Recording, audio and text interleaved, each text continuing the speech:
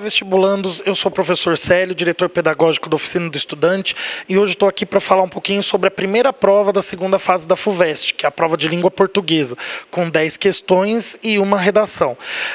Não foi uma prova surpreendente, na verdade manteve o padrão que a FUVEST tem nos últimos anos.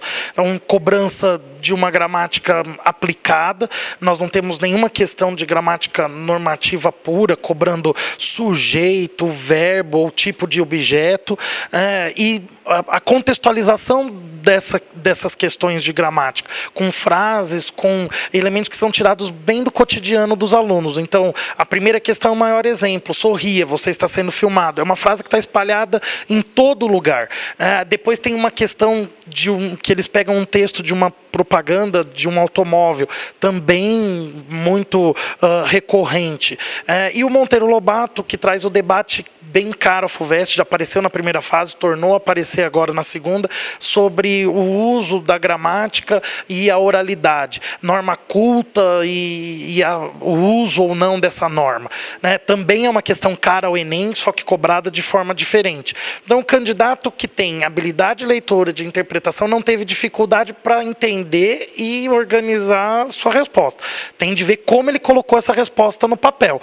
Respostas jogadas, mal estruturadas, mesmo que corretas, acabam não levando a mesma pontuação do que uma resposta bem organizada. Isso vale para os próximos dias, para amanhã e para depois, que vocês ainda vão enfrentar. E a gente tem a cobrança também das obras literárias. Há uma expectativa já com relação à prova da Unicamp que essas obras apareçam, porque a Unicamp não tem questões de literatura na primeira fase.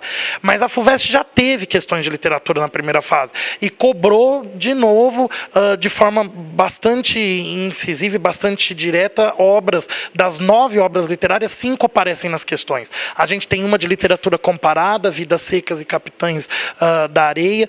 Tem uma sobre a Cidade e as Serras, talvez a mais difícil, porque eles precisavam, os alunos precisavam de um conhecimento bastante específico com relação ao período histórico em que o Eça de Queiroz está produzindo o livro, e também um conhecimento sobre as características do socialismo naquele momento, para poder classificar o personagem Jacinto.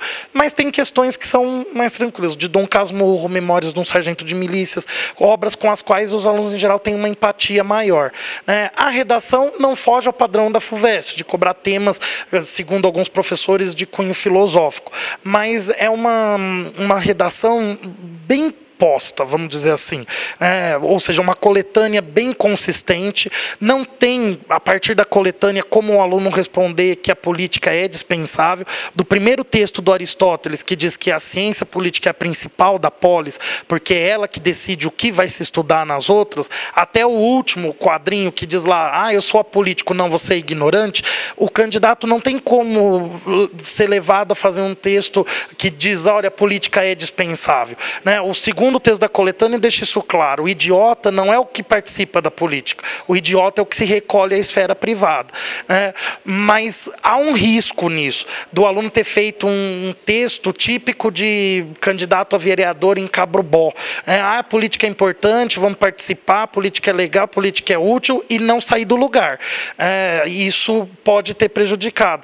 Então, muitas vezes os alunos também podem ter encontrado dificuldade, porque eles fazem temas, questões políticas, tratam de questões políticas na redação, mas circunscritas. Então, o papel do Estado na economia, a globalização, o desenvolvimento sustentável e o papel do Estado na preservação dos recursos naturais, a lei da palmada e o papel do Estado, o limite da ação do Estado no processo de educação. Agora, sobre a política em si, de forma abrangente, raramente é tratado. Está aí uma das dificuldades que eles podem ter encontrado. Mas a coletânea e o tema estavam muito bem postos, como eu disse.